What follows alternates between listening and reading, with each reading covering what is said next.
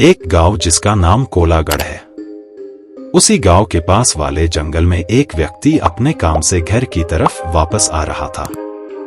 अचानक वो तेज तेज रोने लगा और कहने लगा कि नहीं, तुम जिंदा हो या मर गई।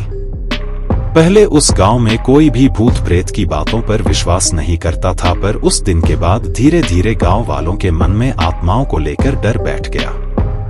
कोलागढ़ गांव में कुछ ऐसा हुआ था कि उस गांव में एक औरत थी जिसका दिमाग कुछ ठीक नहीं था। उसका पति भी एक घटना में मर गया था। तब से वह कुछ अजीब सी हो गई थी। कुछ गांव वाले उसे पागल भी कहते थे। एक बार की बात है, जब रात को गांव का एक आदमी जिसका नाम बद्री था, वह शहर की ओर कुछ जरूरी काम से निकल पड़ा। गांव से आने जाने का एक ही रास्ता था। बद्री जंगल से गुजर रहा था कि गांव से कुछ दूर ही जंगल में उसे एक औरत की लाश पेड़ पर लटकती हुई नजर आई। वह एकदम डर गया और भागता हुआ गांव वापस आ गया।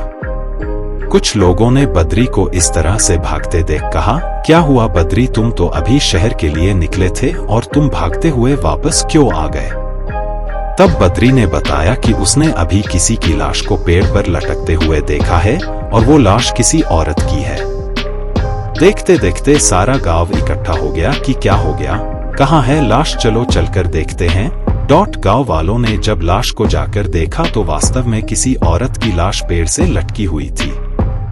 कुछ लोगों ने कहा, इसे नीचे उतारो, इसका दाह संस्कार करते हैं। पर इतने में ही कुछ गांव वालों ने कहा कि अब दाह संस्कार करने से कुछ नहीं होगा, और यदि इस लाश का दाह संस्कार गांव के अंदर किया गया तो इसकी आत्मा गांव के अंदर ही भटकती रहेगी।